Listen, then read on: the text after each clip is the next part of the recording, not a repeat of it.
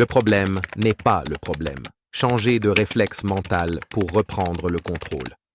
Introduction. Tu n'as pas un problème de vie. Tu as un problème de méthode. Je vais commencer sans détour. Si ta vie ne ressemble pas à ce que tu veux, ce n'est pas parce qu'elle est compliquée. Ce n'est pas parce que le monde est injuste. Ce n'est pas parce que tu es tombé du mauvais côté des circonstances.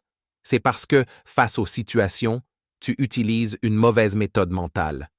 Une méthode lente, inefficace, énergivore. Et cette méthode te fait croire que réfléchir longtemps est une preuve de sérieux, alors que c'est souvent une preuve d'évitement. La majorité des gens ne sont pas bloqués par leurs problèmes. Ils sont bloqués par la manière dont ils traitent leurs problèmes. Ils les regardent, ils les analysent, ils les commentent, ils en parlent, ils les dissèquent, et ils appellent ça avancer. En réalité, ils restent immobiles. Ils dépensent leur énergie mentale à comprendre ce qui ne va pas au lieu de construire une réponse.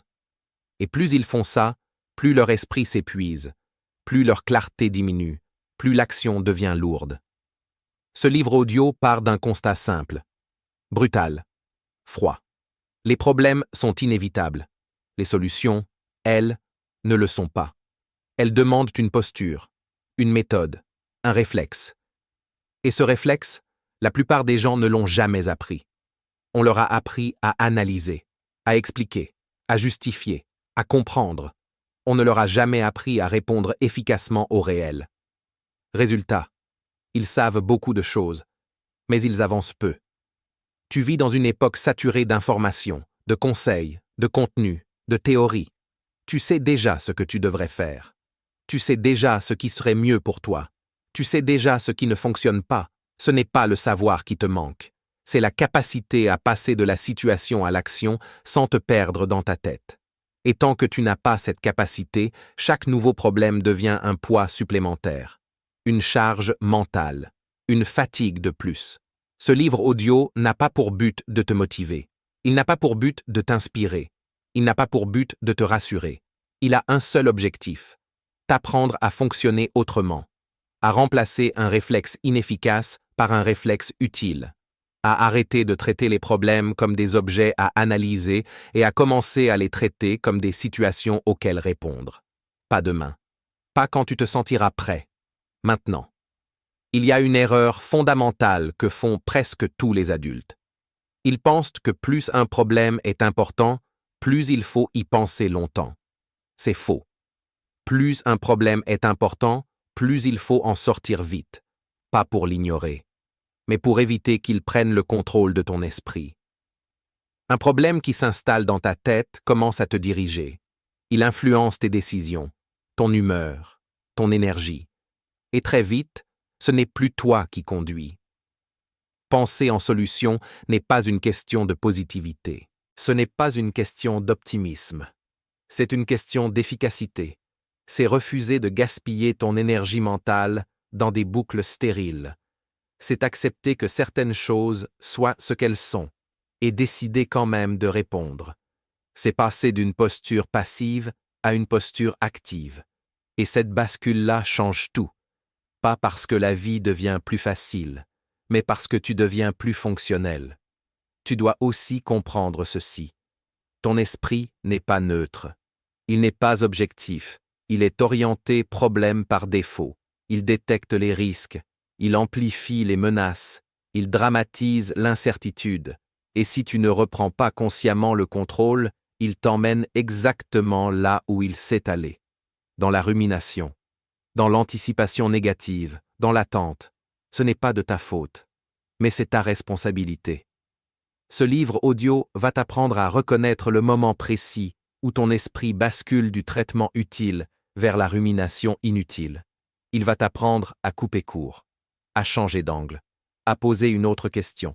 Pas une question intelligente, une question efficace, une question qui produit une action, même petite, même imparfaite, parce que l'action, contrairement à la pensée, modifie immédiatement ta position face au problème.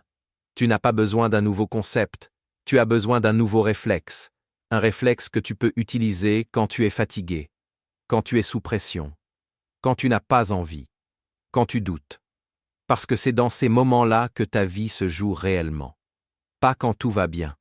Pas quand tout est clair. Quand c'est flou. Quand c'est inconfortable. Quand tu pourrais facilement attendre. Ce livre audio va être répétitif. Volontairement. Parce que la répétition reprogramme. La compréhension seule ne suffit pas.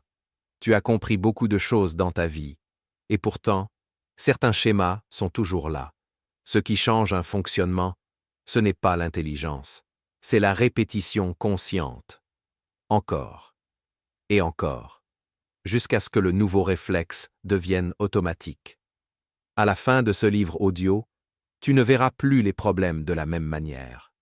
Pas parce qu'ils auront disparu, mais parce que tu ne leur donneras plus le même pouvoir.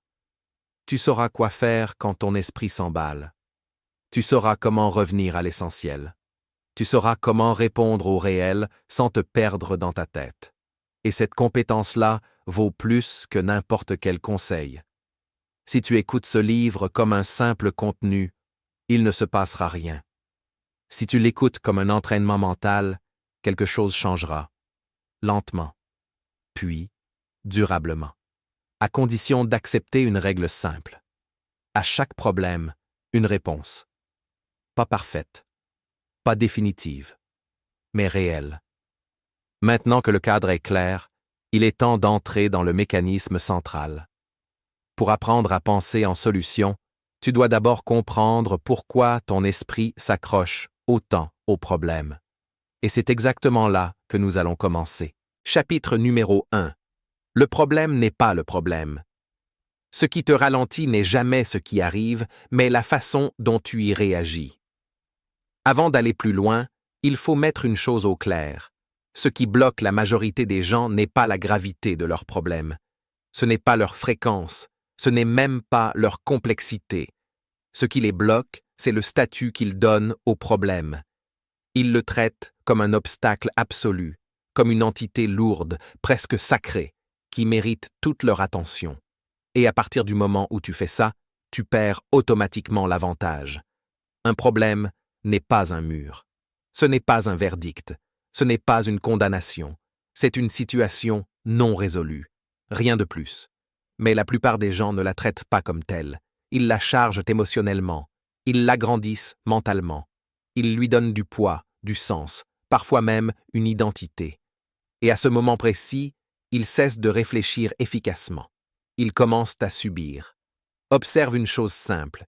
2 personnes peuvent faire face exactement au même problème, même contexte, même difficulté, même contrainte. Et pourtant, leurs trajectoires seront totalement différentes. L'une va rester bloquée, stressée, épuisée. L'autre va avancer, même lentement, même imparfaitement. La différence ne vient pas du problème. Elle vient du traitement mental du problème. C'est là que tout se joue. La plupart des gens font une erreur stratégique dès les premières secondes. Dès qu'un problème apparaît, ils lui accordent toute leur attention. Ils s'y plongent, ils en parlent, ils le décortiquent, ils cherchent à le comprendre dans tous ses détails, et pendant ce temps-là, ils ne produisent rien. Ils n'avancent pas, ils ne répondent pas. Ils restent dans une posture passive, et plus ils restent longtemps dans cette posture, plus le problème semble lourd. Ce n'est pas parce qu'il l'est, c'est parce qu'ils l'ont nourri. Il faut que tu comprennes une règle fondamentale. Ce que tu nourris mentalement se renforce. Toujours. Un problème auquel tu donnes trop de place devient envahissant. Une situation que tu observes sans agir devient intimidante. À l'inverse, un problème que tu traites rapidement comme une variable à gérer perd immédiatement de son pouvoir. Pas parce qu'il disparaît, mais parce que tu ne le laisses pas diriger ton esprit. Les personnes efficaces ne respectent pas leurs problèmes. Elles ne les dramatisent pas. Elles ne leur donnent pas plus de place que nécessaire. Elles les identifient, les cadrent, puis elles passent à la réponse. Rapidement. Sans cérémonie. Sans émotion excessive. Ce n'est pas qu'elles sont insensibles, c'est qu'elles sont stratégiques. Elles savent que plus un problème reste longtemps sans réponse, plus il coûte cher mentalement. Il y a une confusion très répandue qu'il faut éliminer maintenant. Beaucoup de gens pensent que prendre un problème au sérieux signifie y penser longtemps. C'est faux. Prendre un problème au sérieux signifie le traiter efficacement. Et l'efficacité n'a rien à voir avec la durée de réflexion. Elle a tout à voir avec la vitesse de réponse. Un problème traité vite coûte peu. Un problème laissé traîner devient un fardeau. Un autre point crucial.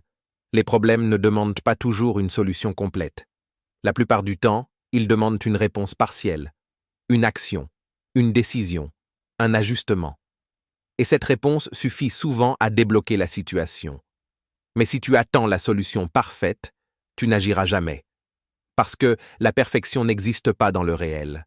Elle existe uniquement dans la tête. Et rester dans la tête, c'est précisément ce qui te bloque. Tu dois commencer à voir les problèmes comme des signaux, pas comme des menaces. Un signal indique qu'un ajustement est nécessaire. Rien de plus. Il ne dit rien sur ta valeur. Il ne dit rien sur ton avenir. Il ne dit rien sur tes capacités. Mais la majorité des gens interprètent le signal comme un jugement. Et cette interprétation les paralyse. Ils passent du traitement à l'auto-évaluation, du concret au personnel. Et à partir de là, toute action devient plus difficile. Une personne orientée solution ne se demande pas ce que le problème dit d'elle. Elle se demande ce qu'il exige d'elle. Ce changement de posture est décisif. Tant que tu te demandes ce que la situation signifie, tu restes coincé dans l'interprétation. Dès que tu te demandes ce qu'elle demande, tu passes dans l'action. Et l'action, même minimale, restaure toujours une forme de contrôle. Il faut aussi comprendre que tous les problèmes ne méritent pas le même niveau d'attention. Certains doivent être réglés immédiatement. D'autres peuvent être ignorés temporairement. D'autres encore ne méritent aucune énergie. Mais si tu traites chaque problème comme une urgence mentale, tu épuises ton système. Tu n'as plus de hiérarchie, plus de clarté, plus de priorité. Et sans priorité, tu t'agites sans avancer. Les personnes efficaces filtrent. Elles décident consciemment où elles mettent leur énergie. Elles savent qu'elles ne peuvent pas tout régler à la fois. Elles choisissent. Et ce choix est une compétence que tu peux développer. Mais seulement si tu arrêtes de réagir automatiquement à chaque difficulté comme si elle menaçait ton équilibre. À partir de maintenant, tu dois adopter une règle simple. Un problème n'a le droit d'occuper ton esprit que s'il est accompagné d'une action en cours. S'il n'y a pas d'action, il n'a pas de place. Pas maintenant. Pas aujourd'hui. Tu le notes. Tu le cadres. Tu y reviendras. Mais tu refuses de le laisser tourner librement dans ta tête. Cette discipline mentale est essentielle. Sans elle, aucun changement durable n'est possible. Ce chapitre doit installer une base claire. Les problèmes font partie de la vie. Mais ils ne doivent jamais devenir le centre de ton fonctionnement. Le centre, c'est ta capacité à répondre. Et tant que tu traiteras les problèmes comme des objets à contempler plutôt que comme des situations à gérer, tu resteras bloqué. Ce que tu dois changer en premier, ce n'est pas ta motivation. Ce n'est pas ta confiance. Ce n'est pas ton environnement. C'est le statut que tu donnes aux problèmes. Tant que tu leur donnes trop de pouvoir, ils te dirigent. Le jour où tu les remets à leur place, quelque chose bascule. Parce que, à partir de là, une autre question devient possible. Une question beaucoup plus utile. Une question qui ne cherche pas à comprendre davantage, mais à avancer. Et c'est exactement ce que nous allons voir maintenant. Chapitre numéro 3. Maîtrise ton état avant de chercher des solutions. Un esprit agité ne peut pas produire de réponse claire. Tu peux avoir les meilleures intentions du monde. Tu peux poser les bonnes questions. Tu peux comprendre intellectuellement ce qu'il faut faire. Mais si ton état interne est chaotique, tu n'agiras pas correctement. Ou tu n'agiras pas du tout. C'est là que beaucoup de gens échouent. Ils croient que leurs problèmes viennent d'un manque de stratégie, alors qu'en réalité, ils viennent d'un manque de maîtrise émotionnelle. Tant que ton état te contrôle, tu es prisonnier. Peu importe ce que tu sais, peu importe ce que tu comprends. Regarde ta propre expérience. Combien de fois as-tu su exactement quoi faire, mais tu ne l'as pas fait? Pas parce que c'était impossible, mais parce que tu étais fatigué, stressé, en colère, démoralisé, submergé. Et dans ces moments-là, ton cerveau ne cherche pas des solutions. Il cherche à se protéger, à éviter, à fuir, à calmer l'inconfort. Et cette protection se manifeste toujours de la même manière. Par l'inaction, par la distraction, par la rumination, par le report. Tu dois intégrer une vérité fondamentale. Tu ne prends jamais de décision rationnelle quand ton état émotionnel est élevé. Jamais. Tu réagis, tu ne décides pas, tu choisis l'option qui soulage à court terme, pas celle qui construit à long terme. C'est humain. Mais si tu ne l'acceptes pas, tu restes coincé. Penser en solution exige une chose avant tout. Le calme interne, pas le calme parfait, mais un minimum de stabilité. Sans ça, toute réflexion est biaisée. Ton état interne est influencé par ton corps bien plus que par tes pensées. Et ça, la plupart des gens l'ignorent. Ils essaient de penser différemment alors que leur système nerveux est en alerte. Ils essaient de se raisonner alors que leur corps est contracté. Résultat. Rien ne change. Tu dois d'abord descendre d'un cran, respirer, ralentir, te recentrer, pas pour te détendre, mais pour reprendre le contrôle. C'est la clé. Quand un problème surgit, observe la première réaction. Ton corps se tend, ta respiration se raccourcit, ton esprit s'emballe. Si tu restes dans cet état, tu n'es plus en train de chercher une solution. Tu es en train de survivre. Et un esprit en mode survie ne construit rien. Il répète, il amplifie, il dramatise. C'est pour ça que tant de gens se sentent bloqués. Ils essaient de résoudre des problèmes complexes avec un esprit agité. Ça ne fonctionne jamais. Maîtriser ton état ne veut pas dire supprimer l'émotion. Ça veut dire ne pas lui obéir aveuglément. Tu peux être stressé et agir. Tu peux être fatigué et décider. Tu peux avoir peur et avancer. Mais seulement si tu refuses de laisser l'émotion prendre le volant. L'émotion est une information, pas une directive. Tant que tu la prends pour un ordre, tu perds ton pouvoir.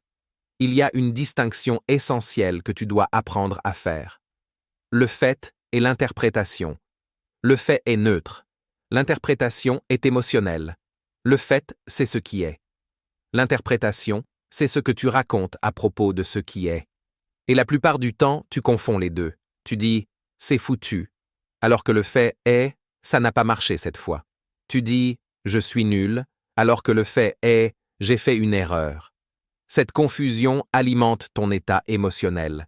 Et ton état émotionnel alimente l'inaction. C'est un cercle vicieux. Penser en solution exige de revenir au fait. Rien que le fait, sans drame, sans scénario, sans jugement. Que s'est-il réellement passé? Pas ce que tu ressens, pas ce que tu crains, pas ce que tu imagines, juste le fait. Une fois que tu fais ça, ton état commence à se calmer. Parce que tu retires du carburant émotionnel. Et seulement à ce moment-là, une solution devient visible. Tu dois aussi arrêter d'attendre de te sentir bien pour agir. C'est l'une des plus grandes illusions modernes. Les gens pensent qu'ils doivent d'abord retrouver la motivation, la confiance, l'envie. C'est faux. Ces états viennent après l'action. Toujours après. L'action modifie ton état, pas l'inverse. Si tu attends d'aller mieux pour bouger, tu peux attendre toute ta vie. Ceux qui avancent l'ont compris. Ils agissent fatigués, ils agissent stressés, ils agissent malgré le doute. Et c'est justement cette action qui finit par calmer l'esprit. Il y a un principe simple que tu dois intégrer. Petit mouvement, grand effet. Une action minuscule mais immédiate est souvent suffisante pour changer ton état. Envoyer un message, écrire une ligne, prendre une décision simple, bouger ton corps. Ce n'est pas l'action en elle-même qui compte. C'est le signal qu'elle envoie à ton cerveau. Le signal que tu n'es pas bloqué, que tu es en mouvement. Et ce signal change tout. La plupart des gens compliquent inutilement. Ils cherchent la bonne solution au lieu de chercher une solution possible. Ils cherchent la meilleure option au lieu de chercher la prochaine étape. Et cette recherche permanente les épuise. Penser en solution, c'est accepter l'imperfection. C'est accepter d'avancer sans garantie. C'est accepter d'ajuster en chemin. Et ça demande une chose. Le courage de tolérer l'inconfort émotionnel sans s'arrêter. Tu dois t'entraîner. Pas occasionnellement, quotidiennement. Chaque fois qu'un problème apparaît, tu fais la même chose. Tu observes ton état, tu ralentis, tu reviens aux faits, tu poses une question orientée solution. Et tu agis, même petit, même imparfait, encore et encore. C'est comme ça que tu construis la maîtrise. Pas en théorie, en pratique. Ce chapitre doit te laisser avec une certitude. Tant que ton état interne te contrôle, aucune solution durable n'est possible. Le jour où tu apprends à te maîtriser avant de réfléchir, tu récupères ton pouvoir. Tu redeviens stable, lucide, efficace. Et cette stabilité est la base de tout le reste. Parce que maintenant, une fois ton état maîtrisé, il reste une chose à faire. Agir. Sans attendre. Sans te raconter d'histoire. Et c'est exactement ce que nous allons voir maintenant. Chapitre numéro 4. Agis avant d'être prêt. Tu n'agiras jamais au moment idéal. Tu agiras seulement quand tu décideras. Tu dois entendre cette vérité sans l'adoucir. Si tu attends d'être prêt, tu resteras immobile. Pas parce que tu es incapable, mais parce que la notion même d'être prêt n'existe pas. Elle n'a jamais existé. Elle n'existera jamais. Être prêt est une construction mentale inventée par ton cerveau pour retarder l'action tout en te donnant bonne conscience. C'est une excuse élégante, propre, socialement acceptable, mais une excuse quand même. Et tant que tu y crois, tu avances à moitié. Ou pas du tout. Regarde ta propre vie. Les moments où quelque chose a vraiment changé n'ont jamais été des moments où tu te sentais prêt. Ils ont été des moments où tu n'en pouvais plus d'attendre, où rester immobile faisait plus mal qu'agir, où tu as bougé malgré la peur, malgré le doute, malgré l'incertitude. Et c'est exactement comme ça que les choses avancent. Toujours. L'action précède la clarté. L'action précède la confiance. L'action précède même la compréhension complète. C'est la clé. Tant que tu refuses cette réalité, tu te bats contre la vie. Ton cerveau veut des garanties. Il veut être sûr. Il veut éviter l'erreur, le rejet, l'échec. Et pour ça, il te pousse à analyser encore, à attendre encore, à te préparer encore. Mais cette préparation n'a pas de fin. Parce que la vie n'offre pas de certitude. Jamais. Ceux qui avancent ne sont pas plus courageux que toi. Ils ont simplement compris que l'incertitude fait partie du jeu. Et ils ont arrêté de la prendre comme un signal d'arrêt. Tu dois intégrer une règle simple. L'hésitation n'est pas un signe que tu dois attendre. L'hésitation est souvent le signe que tu es exactement à l'endroit où tu dois agir. Parce que les actions évidentes ne font pas hésiter. Les actions faciles ne provoquent pas de tension. Ce sont les actions qui comptent, qui déclenchent la résistance interne. Et cette résistance est normale, universelle, mais elle ne doit jamais décider à ta place. La plupart des gens vivent dans une illusion dangereuse. Ils pensent que la confiance est une condition préalable à l'action. C'est faux, totalement faux. La confiance est une conséquence. Elle se construit après coup, lentement, par accumulation d'actes. Tu n'as jamais vu quelqu'un devenir confiant en restant immobile. Tu n'as jamais vu quelqu'un gagner en assurance en réfléchissant sans agir. La confiance est un effet secondaire de l'action répétée. Rien d'autre. La motivation fonctionne de la même manière. Tu attends peut-être de te sentir motivé. Mais la motivation est instable, capricieuse. Elle dépend de ton sommeil, de ton humeur, de ton environnement. Si tu attends la motivation pour agir, tu rends ta vie dépendante de facteurs que tu ne contrôles pas. Les personnes orientées solutions ne fonctionnent pas à la motivation. Elles fonctionnent à la décision. Une décision simple. J'agis même sans envie, même sans certitude, même sans garantie. Et cette discipline crée une force intérieure que la motivation ne donnera jamais. Agir avant d'être prêt ne signifie pas agir n'importe comment. Ça signifie agir suffisamment tôt pour ne pas laisser la peur prendre le contrôle. La peur adore le temps. Plus tu attends, plus elle grandit. Plus tu réfléchis, plus elle trouve des arguments, des scénarios, des risques. Et au bout d'un moment, elle t'a convaincu que ne rien faire est plus raisonnable. Mais ce raisonnement est un mensonge. Parce que l'inaction a toujours un coût. Invisible au début, mais énorme sur le long terme.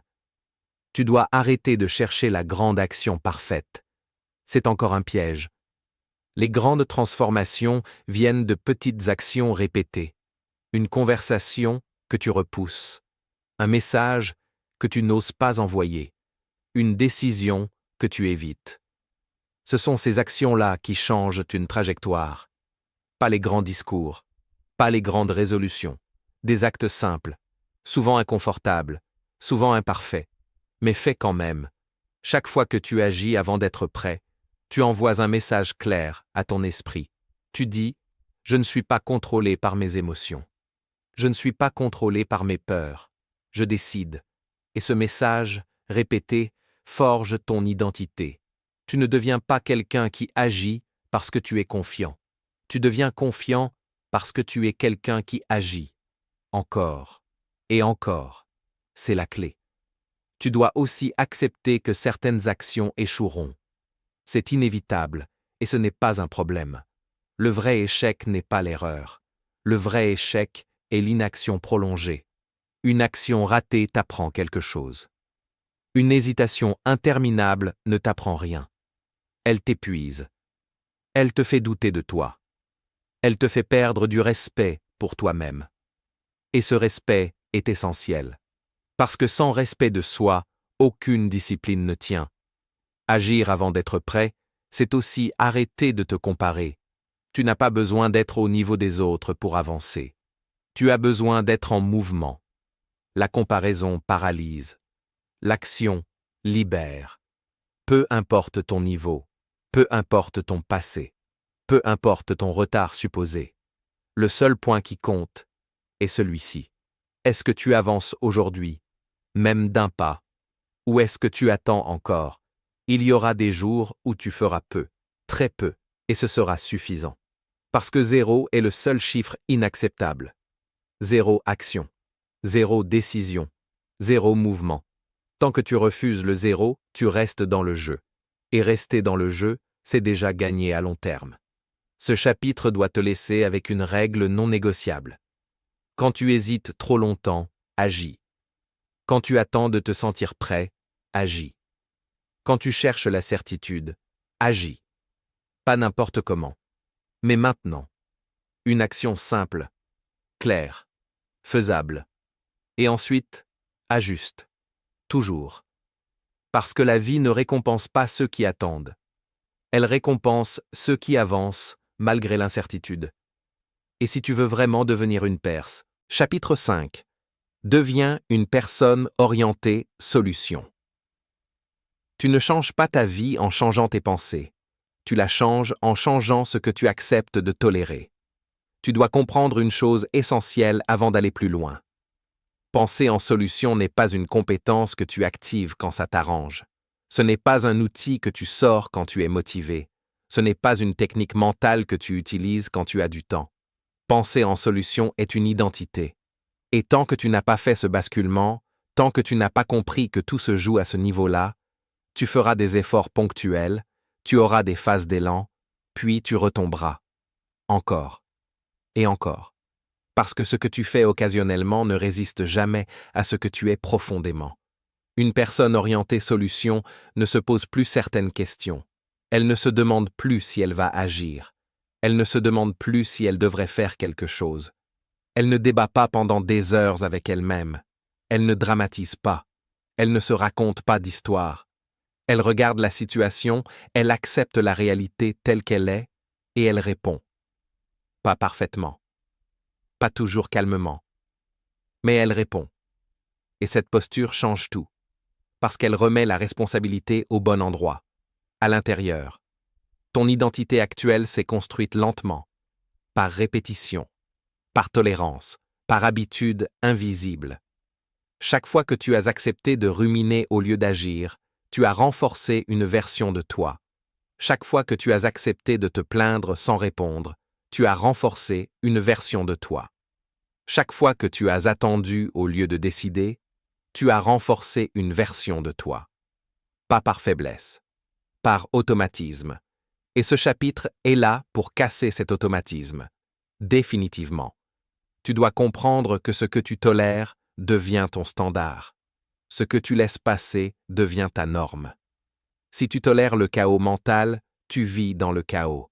Si tu tolères l'inaction, tu construis une vie d'attente. Si tu tolères la plainte, tu t'installes dans la stagnation. À l'inverse, si tu refuses de rester bloqué, si tu refuses de terminer une journée sans au moins une réponse utile à un problème réel, tu changes. Pas brutalement, pas du jour au lendemain, mais sûrement, profondément, durable. Devenir une personne orientée solution commence par une décision intérieure claire et non négociable. Face à un problème, je cherche une réponse. Pas une excuse, pas une justification, pas un coupable. Une réponse. Cette décision doit devenir ton filtre, ton réflexe, ton automatisme. Et ce n'est pas facile, parce que ton ancien système va résister. Il va vouloir revenir à la plainte, à la rumination, à l'analyse sans fin. Et chaque fois que ça arrive, tu dois corriger. Calmement, fermement, sans te juger, mais sans céder. Tu dois aussi accepter une vérité inconfortable. Les jours où tu n'as pas envie sont les jours les plus importants. Les jours où tu es fatigué, les jours où tu doutes, les jours où tu es sous pression, les jours où tout en toi te dit d'attendre. Ce sont ces jours-là qui forgent ton identité. Parce que c'est facile d'agir quand tout va bien. C'est facile d'être discipliné quand tu es motivé. Ce qui te transforme, ce sont les jours où tu fais quand même. Une action simple, une réponse claire, un pas en avant. Pas plus. Mais pas zéro. Zéro est l'ennemi. Zéro action. Zéro décision. Zéro réponse. Tant que tu refuses le zéro, tu progresses. Même lentement, même maladroitement, mais tu progresses. Et la progression, même minimale, nourrit quelque chose de fondamental, le respect de soi. Et sans respect de soi, aucune discipline ne tient, aucun changement ne dure. Une personne orientée solution ne cherche pas à contrôler la vie. Elle sait que c'est impossible. Elle sait que certaines choses lui échappent, les autres, le passé, les circonstances. Mais elle sait aussi une chose, sa réponse lui appartient toujours. Et c'est là que réside sa liberté. Pas dans le contrôle externe, dans la maîtrise interne. Cette maîtrise ne supprime pas la douleur, elle supprime l'impuissance. Tu dois installer une discipline mentale quotidienne, pas compliquée, pas lourde, une discipline simple. À la fin de chaque journée, tu te poses une seule question. Ai-je répondu aux situations aujourd'hui ou ai-je subi? Ai-je agi ou ai-je ruminé? Une seule réponse honnête. Et s'il n'y a eu aucune action orientée solution, tu ajustes le lendemain, sans drame, sans excuse. Tu ajustes. C'est tout. Penser en solution quand tout va bien n'a aucun intérêt. Penser en solution quand tout va mal est décisif. C'est dans les moments de pression que ton ancien réflexe essaiera de reprendre le contrôle. Le réflexe de plainte, le réflexe d'attente, le réflexe de justification. Et c'est précisément dans ces moments-là que tu dois être le plus vigilant. Pas agressif. Vigilant. Tu observes. Tu respires. Tu poses la question. Quelle est la prochaine action concrète? Et tu la fais. Même petite, même imparfaite. Encore. Et encore. C'est la clé. Avec le temps, quelque chose change. Tu n'as plus besoin de te forcer. Tu n'as plus besoin de te motiver. Tu passes plus vite à l'action. Tu perds moins d'énergie mentale. Tu récupères de la clarté. Tu te respectes davantage. Et ce respect change ta posture face au monde. Les autres le sentent.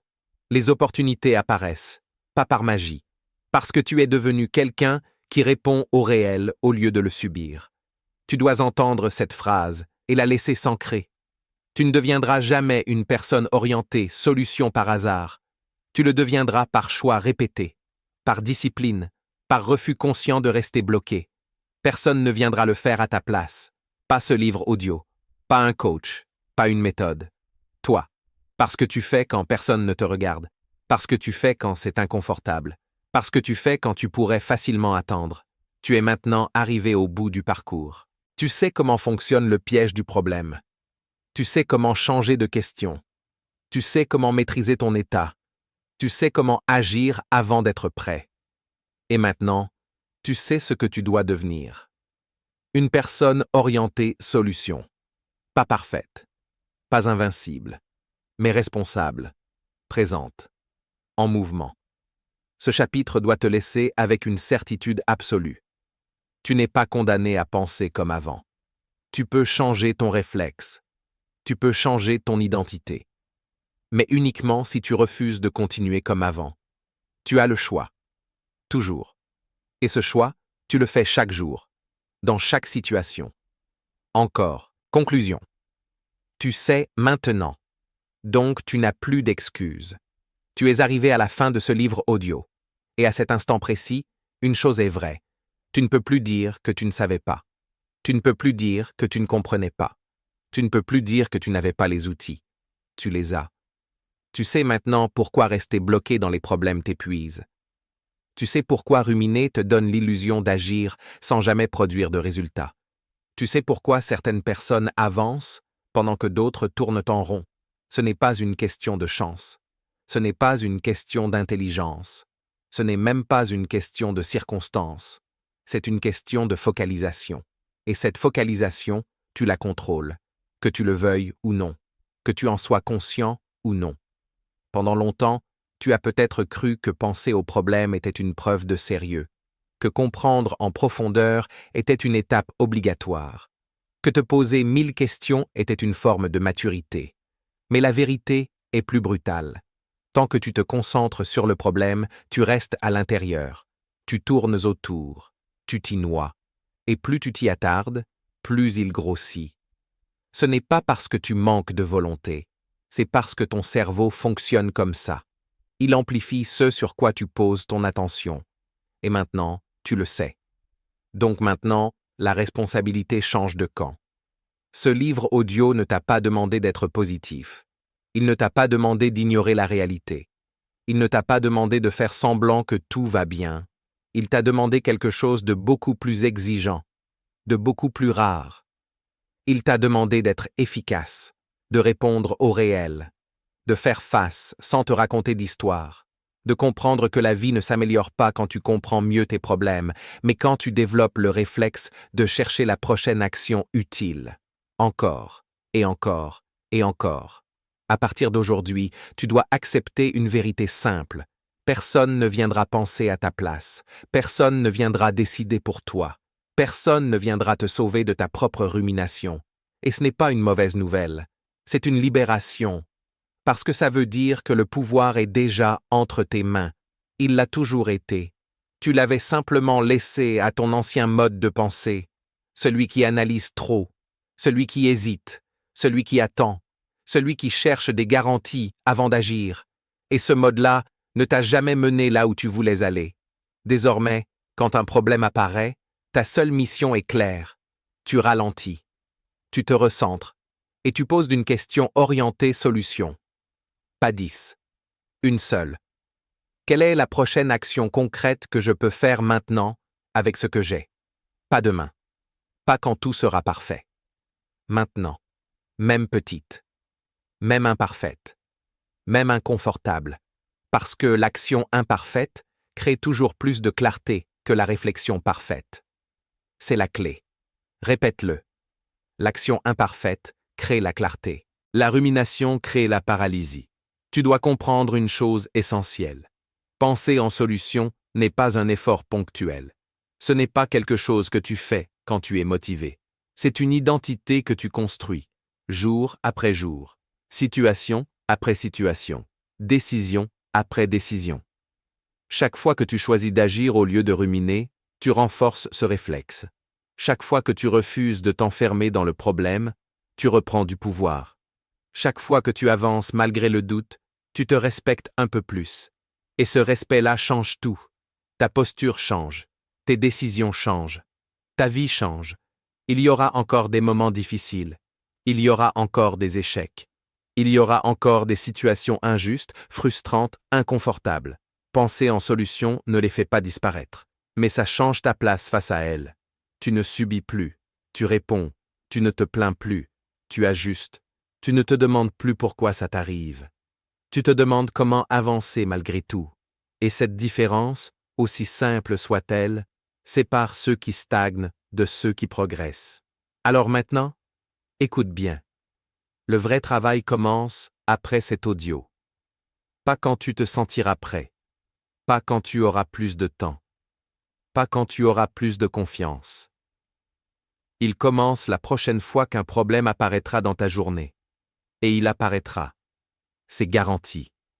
À ce moment-là, tu auras le choix. Toujours le choix. Replonger dans l'ancien réflexe. Ou appliquer ce que tu sais déjà. Une question orientée solution. Une action immédiate. Encore. Et encore. Jusqu'à ce que ce soit automatique. Ce livre audio se termine ici. Mais ta transformation, elle, ne fait que commencer. Tu as le choix. Tu l'as toujours eu. Utilise-le.